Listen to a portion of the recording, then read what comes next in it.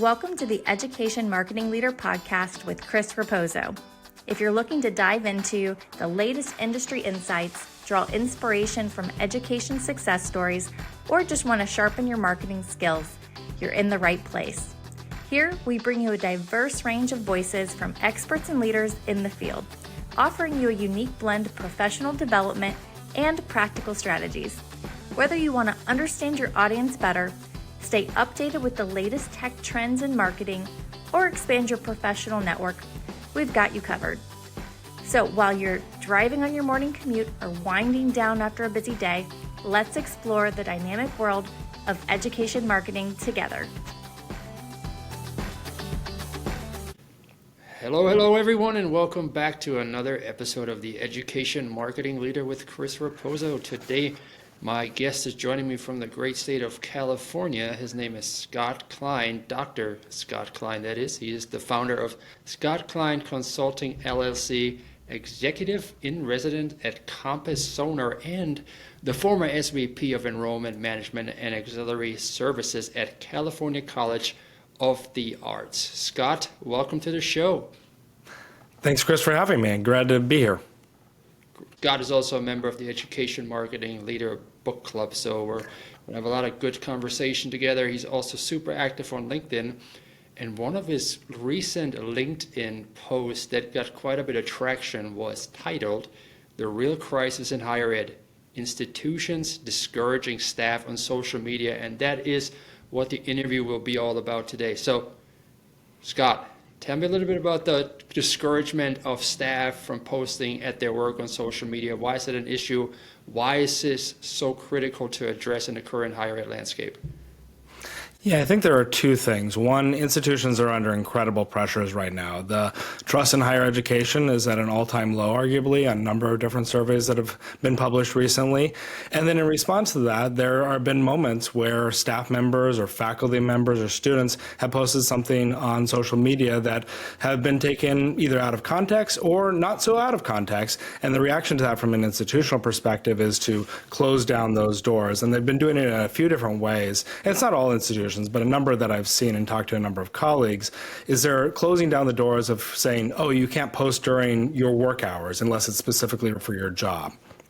Or you can post, but you have to make sure that it's very clear that you're posting on behalf of yourself and not as the institution. And so I've seen a lot of policies rolled out that have been very more restrictive during this time period of this hypersensitivity, which is without doubt, there are risks out there in the world. But the reaction to that is staff, instead of being engaged out there and really being able to promote and authentically talk about their work and their institutions, more in the default then becomes, I'm not going to talk about it at all. And for me, that's very concerning in this day and age.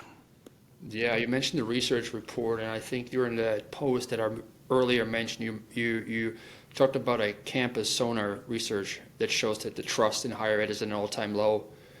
Now, why do you think, first of all, the trust is at an all-time low? I know if you have a lot of seasoned higher ed folks on the line and listening, they know the answer to that, but how can that be combated at all-time low trust with students or staffers being active on social media, talking about the institution from a first person's perspective? Yeah, I think without a doubt, we all know that the context of higher education is under big pressures these days, from conversations about the return on investment, how much that education is worth, the value of that, and why students are going. And they're asking all these questions. They're the right questions. They're the questions that all students and families should be asking about the institution, about the investment, both from a money, a time, and energy perspective should be putting into the institution. And so those pressures are real, and we can't dismiss them, and we shouldn't just think, oh, we need to quote unquote show that we're better in this world as institutions of higher education. They'll believe us, and at the same time, the context is there's generally lots of distrust out there in the society today.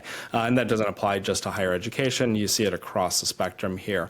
And what we're seeing then is institutions really needing to authentically engage with their communities. That could be their local community that they're serving, that could be their national or even their international communities, and the different complexities that come with those communities. And so what they're looking for is that authenticity. And that doesn't come, marketing is important, branding is important, important. All those usual things and tools that we've had from a marketing perspective still apply to this day, but really what they're looking for is that authenticity. They're looking for what's next, the thing that comes after the first point of conversation or what they're having on their campus tour or what they're seeing on social media. There's this lens now out there, for better or worse, and I might argue that it's for the worse, but there's the lack of trust. And what we're looking for and what we're seeing is ways to really engage, and that's the Campus Sonar work of seeing that engagement of people becoming really authentic and being able to ask those questions and be able to see through and get to that next question, the question after that.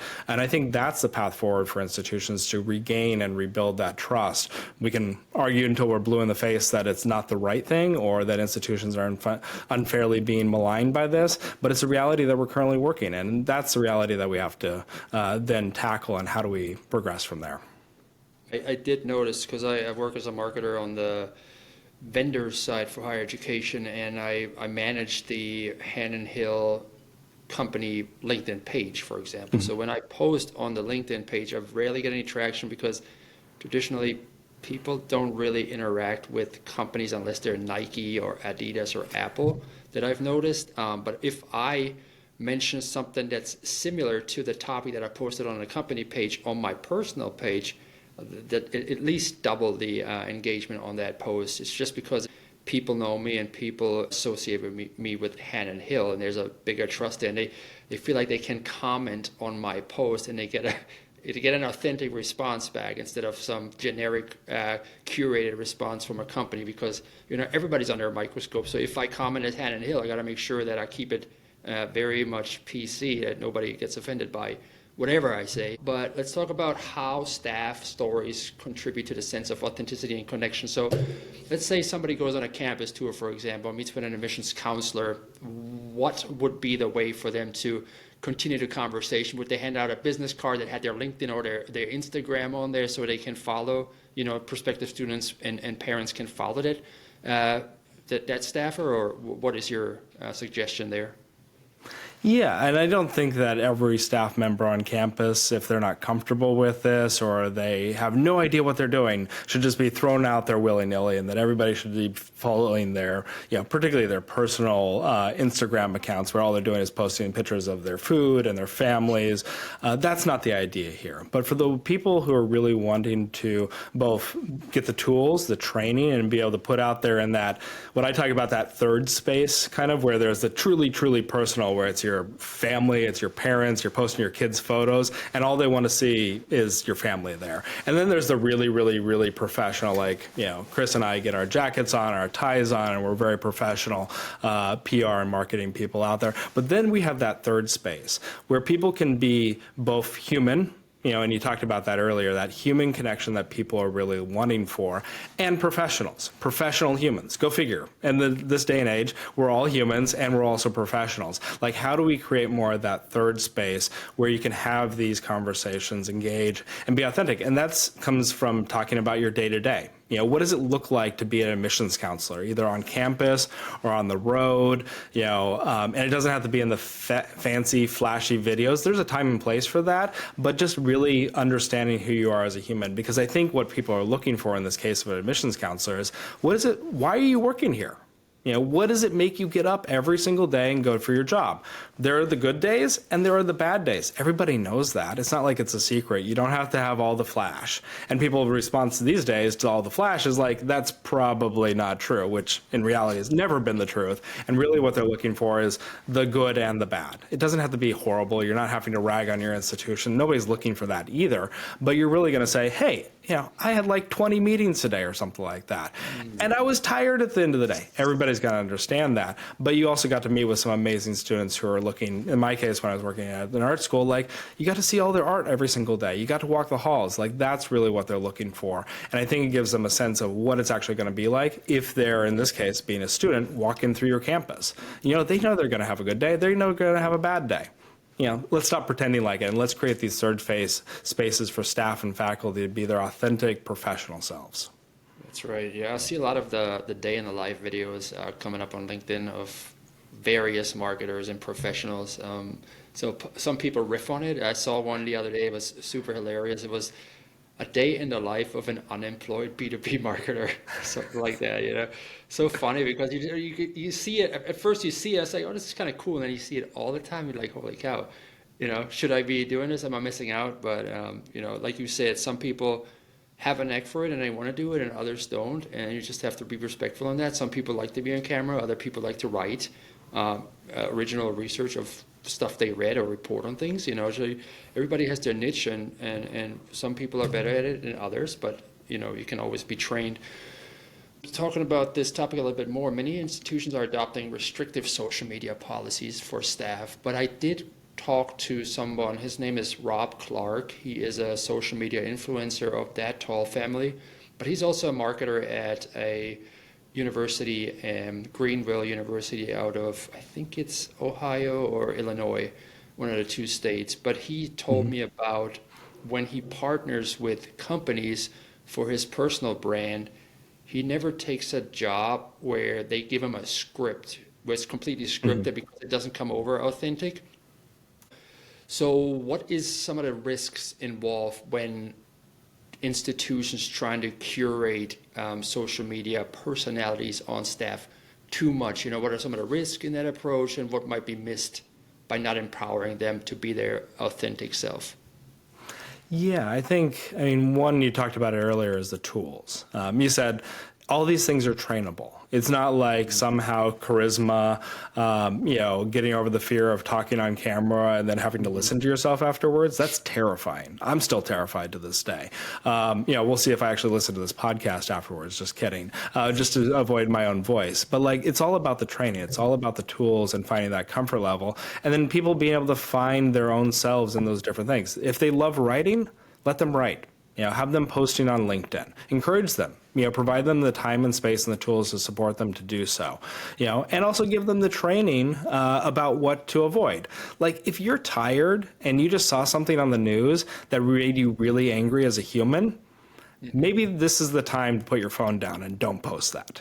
You know, it doesn't take those feelings away. It doesn't take your authentic self away, but that's not the time to be posting that. And that applies to anything that you're doing in your work. Would you be writing your emails when you're really angry? You know, remember, everybody says, you know, draft that email that night and then sleep on it before you send it maybe to your boss or 100 of your colleagues. Same thing applies to social media. And they really just need the tools and the training and support from institutions to be able to guide them, because they don't know. And if they don't know and they're not told and then get in trouble, why are we as institutions going to be the ones to wag our finger at them in many ways? You know, the other things that institutions really need to start thinking about is like, what does this mean for, and not really to get over the fear of like, well, if we have our employees posting on LinkedIn or something like that, they might be looking for a job. And it's like that fear of like, oh, your people are so good, they're looking for a job. And so your idea is to tell them not to post on LinkedIn so they won't look for a job. I'm like, they're going to look for a job no matter what.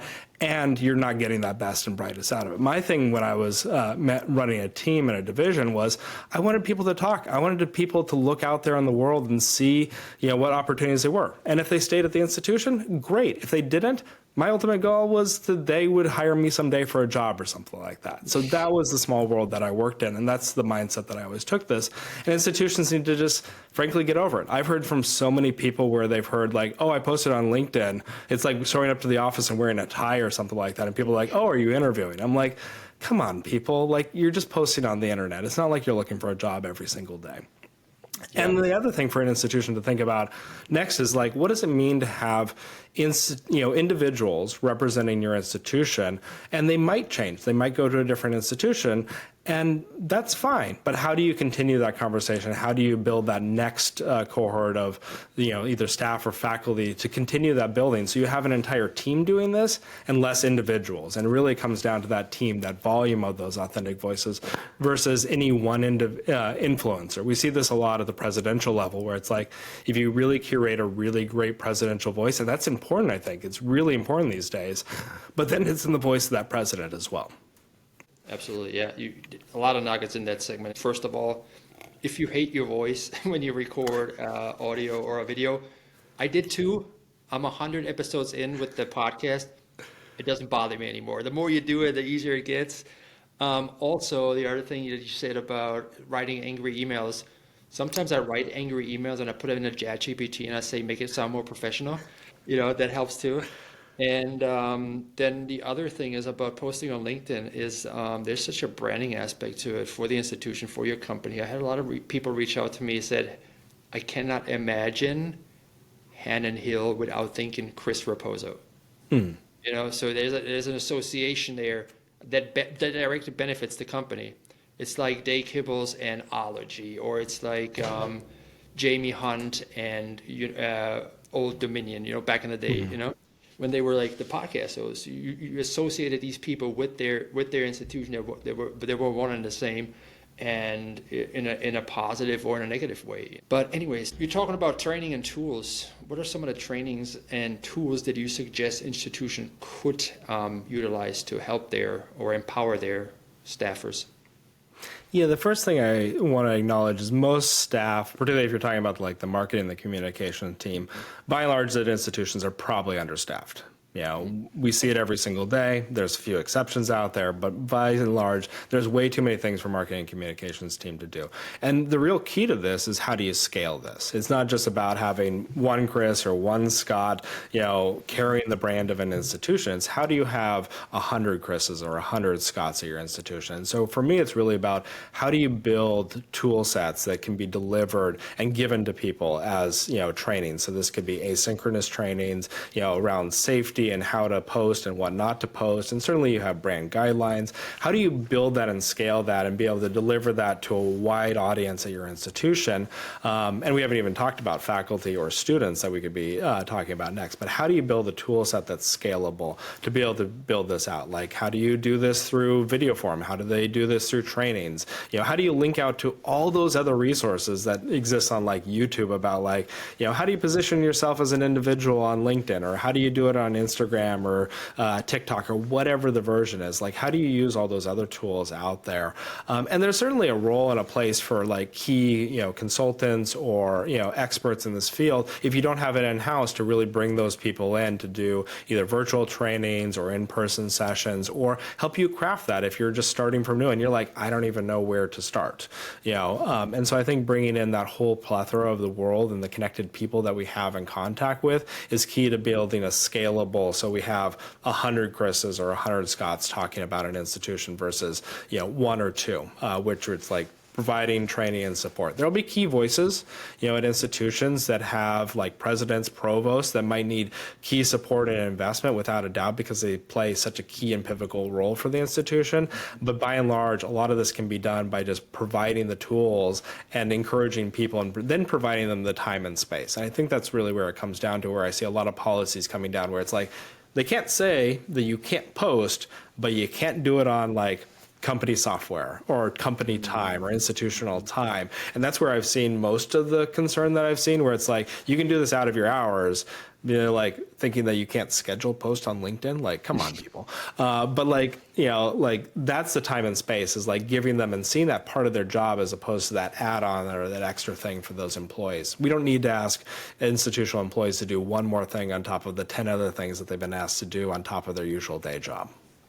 And depending on the role that you have at your institution, you're probably not, the higher you get, you're probably not a 9 to 5, or you don't step into the office 9 o'clock and leave at 5, right? I mean, it's like these days, especially as we go remote, everybody's just like, for me, example, I'm out there working at 10 o'clock on something for work, but I'm posting about on 11 o'clock for something for my personal page, or during lunchtime holding a book club, of all things. It's all intermixed these days. I have that work-life integration that I'm thriving in as a creative. I don't like to be bogged down and say, hey, you sit here at a cubicle for 8 hours a day, and then you can go out there and be creative again. But during this time, you're only doing this for the institution. I think you get the best out of people if you give them a little bit of freedom to fly. Yeah, and you bring up a really good point around, I have the same thing where it's like, when I was trying to post on LinkedIn, particularly having, a senior level leadership job, like that was the last thing that I was trying to get through after the kid was bed, after the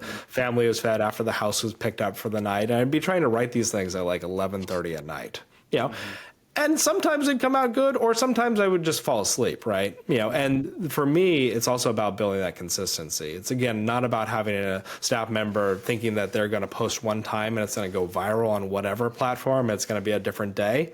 No, it's usually posting about 100 times, or at least 50 before you get any traction, particularly if you don't have a connection or audience on any platform. It's about doing it 100 times, 1,000 times. You talk about your podcast and just doing that. It's a repetition of building that, builds that brand, builds that reputation, and makes all those other things around, brand work, marketing work, digital ads, all those things become easier once you've done this stuff, once you've done the legwork. You and I are both runners. Like, you don't just go out and run a marathon. You got to do all the legwork. I mean, you can try to run a marathon, but I wouldn't recommend it.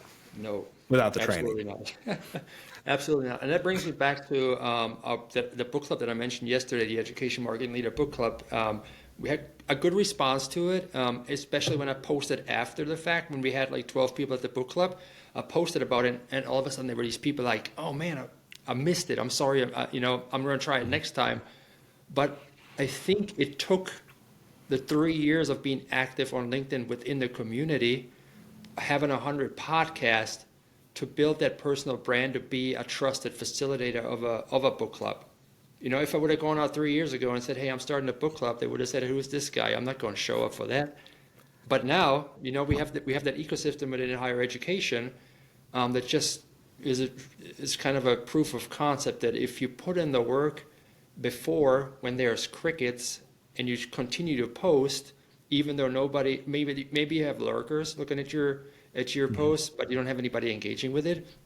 But as you continue to build your personal brand and your network, you're going to get the support eventually if you do it in an authentic way that is human and not completely written by AI. I mean, you can push out 100 posts in a month if you want to with generative AI, but people can read through that. Yeah, and I had that recently, and it's also not being too afraid to fail, and not give up when there's crickets. We recently had this, Blue Sky had this moment right after the election, and a lot of people were joining, and everybody's like, it's going to take off, and I'm like, is it really going to take off? But I've kept at it. There's a tiny following. There's a tiny number of financial aid people. Back in the day, for those old school Twitter people around EM chat, we tried to redo that. And we've had some success in that. But then right before the holidays, we had one, and it was just like myself and the moderator. And we can see that as give this up. In January, we're quitting this. We're still back at it. Who knows if it's going to take off? Again, it's about that repetition, or about building that muscle, and not being afraid of similar if you're a runner or something like that. You go out and you have really bad runs. Sometimes you just have to stop. At least maybe Chris, you don't do that, but I do that a lot, where it's I just have to stop some days, and I just give up and walk home. Those are the ones I don't post on Strava, don't post on Instagram, but that's a different subject for a different day. But it's really about not being afraid of that failure. And so you could launch that book club, and maybe it's just Chris showing up. It didn't happen, but maybe it is. And then the question is okay, is it not the right time, not the right place? We're not ready to delivery. Those are the questions to be asking at that time. And the same thing is for the institutions, is let's try some things. Let's not be so afraid and shut down and hunker down so much that we're getting nothing out of this. Let's try. We're going to have some mistakes. We're going to maybe even have some failures, but we're going to learn from it. We're going to go on. We're going to build from that, and we're going to correct and ask those questions. I think that's the key for institutions to be really successful in this space, where people are looking for the humanity. They're not looking for perfection, I can tell you that. Absolutely not. Talking about giving up runs, I have a funny story, and you will appreciate that as somebody who lives in the San Francisco Bay Area. A couple of years ago, I stayed at Union Square, and I took a morning run. I ran down to the financial district, all the way from the Embarcadero to the Fisherman's Wharf to Golden Gate Bridge and back. At Fisherman's Wharf, my hamstring started acting up, and I couldn't make it back above the hill or over the hill to go to Union Square. And it was maybe a mile, and I called an Uber. I said, this is it, man.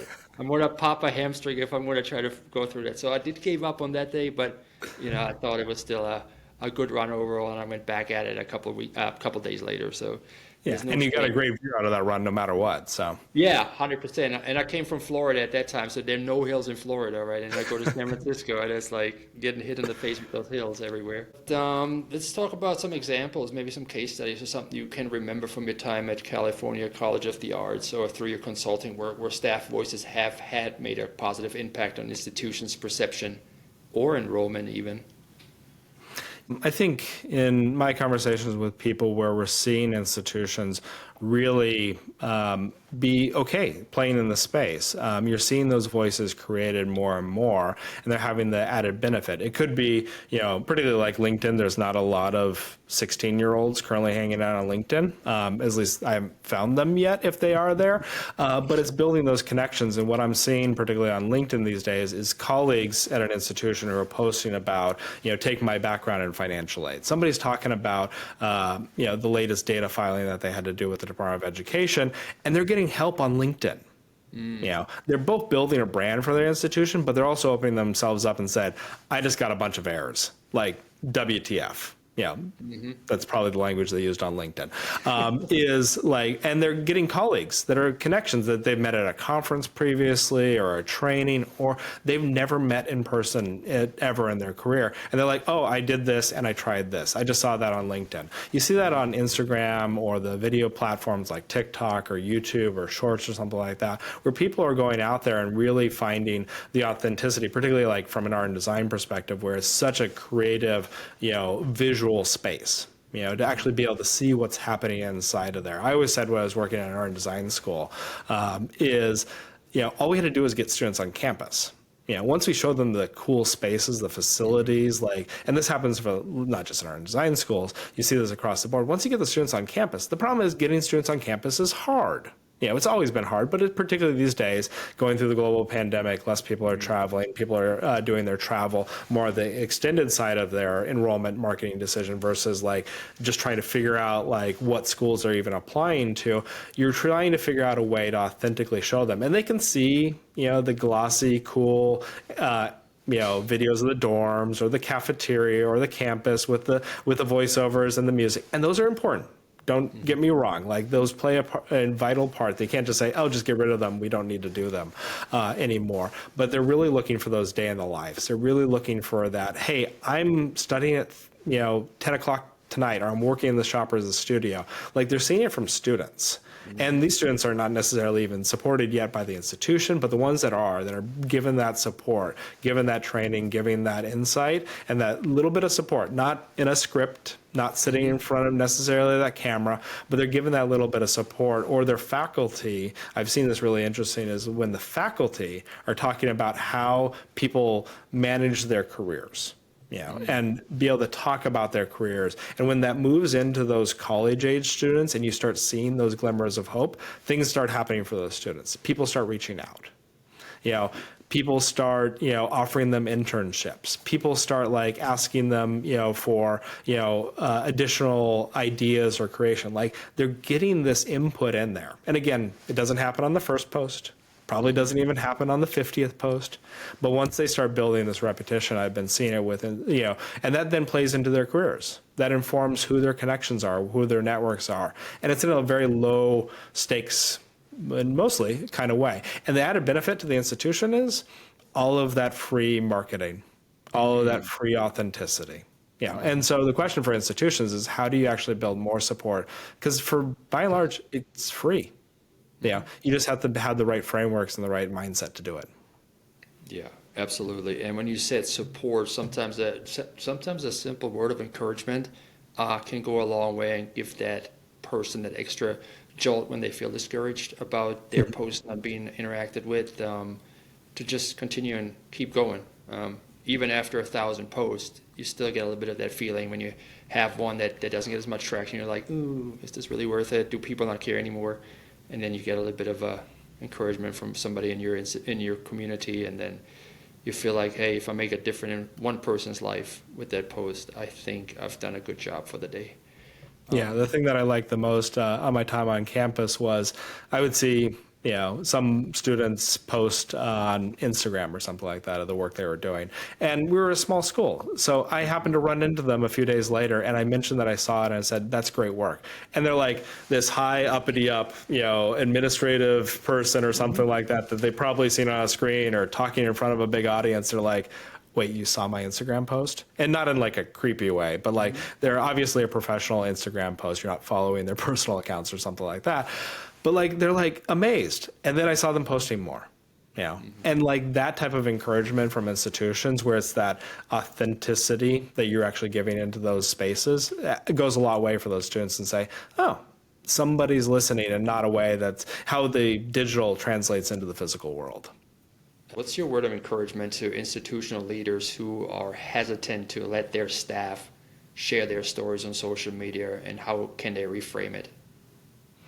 I think you have two choices. You can either try and be open to possibly things going not as perfectly as you planned, in both the positive and the negative. Like, it doesn't always have to be negative. Maybe it explodes and goes hugely in a different way, in a positive way. You can either try, or we can continue to try to beat our heads against this idea that we're somehow going to magically change the trust factor that is currently, and the trust that is currently instilled in higher education.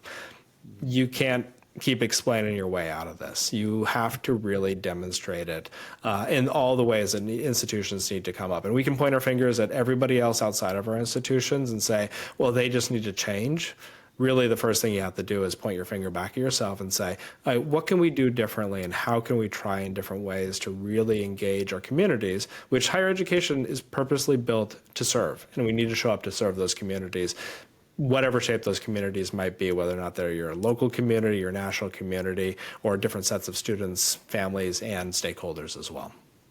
That's good encouragement. That's good insights. A couple of months ago, I interviewed the president of Walsh University out of Ohio, Tim Collins, and the reason why I interviewed him is because I came across a YouTube video of his promoting his university in a very entertaining and funny and authentic way. And I reached out to him and I said, we scheduled an episode on how to get your university president to collaborate with marketing.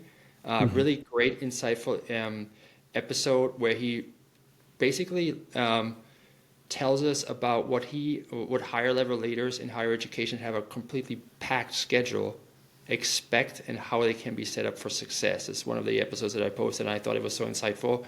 And I think anybody who's on the fence when thinks, hey, this is not worth it, check out that episode. Because if a president of a university is actively engaging with marketing to promote their college and university to be relatable to those 17 and 18-year-olds, I think everybody should give this a try. Scott, really great, insightful episode. Really thank you for your time here and sharing your wisdom. Tell us a little bit about your venture, what you got going on right now, and how people can get in touch with you. Yeah, the best way to get in touch with me is certainly on LinkedIn. I'm probably the most active there. You can also reach me on my website, scottcline.org. I could never steal.com for some reason. I'm still trying to this day. And what I'm doing right now is, after 20 years on the institutional side as an executive leader at higher education, I've gone independent, being a consultant. So I'm working on a variety of projects, from consulting projects to advisory work to what I really am excited in many ways about is like executive coaching for middle management as well. And I'm starting to launch that as well. So if you're somebody who's not at that top, I love those people who are at the top. They need all the skills, all the training, all the support they can possibly get. But I'm really interested in that middle group of managers, those up and coming leaders as well. And so I'm doing more and more coaching with that middle management group as well. And then, I happen to write on LinkedIn and talk on the internet occasionally and see what people say. Awesome. Well, Scott, thank you very much. I'll be sure to tag you in the show notes so people can connect with you easily there. Other than that, I really appreciate your time. Like I said, I'm going to publish this episode in a couple of weeks, and hope you have a good new year. Take care. Sounds good, and look forward. One final plug, get on that book club, everybody. Let's do it. See you there, friend. Thanks so much, Chris. Good to talk to you. You too. Hey everyone, thank you so much for tuning into the show and sticking with me to the end. If you enjoyed this episode, please be sure to subscribe to the Education Marketing Leader and share it. with your friends and your network. This episode was brought to you by Scribe a Sound Podcast Production. It's one of my ventures. If you ever thought about starting your own podcast, be sure to reach out to me. I would love to help you. Follow the show and tune in every other Thursday as I interview higher ed marketing leaders for your benefit. I'll see you next time. Have a good day, friends. Take care.